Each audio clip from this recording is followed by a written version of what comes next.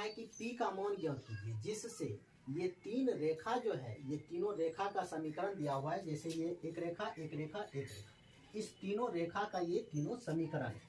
और कह रहा है कि ये तीनों रेखा एक ही बिंदु पर प्रतिच्छेद करता है, तब P का मान बताएं।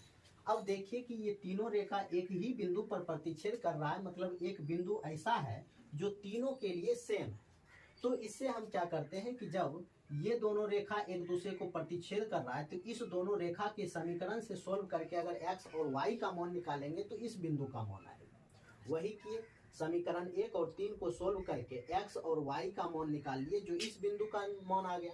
अब ये बिंदु इस रेखा पर भी है, इस रेखा पर भी ये बिंदु है, तो अब x और y का मान अगर इस रेखा पर भी रखेंगे तो संतुष्ट होगा। तो समीकरण 2 में x और y का मान रख देंगे तो हमारे पास P का मान आ जाएगा, जो यही पूछ रहा था। P का ही मान निकालने के लिए कह रहा था।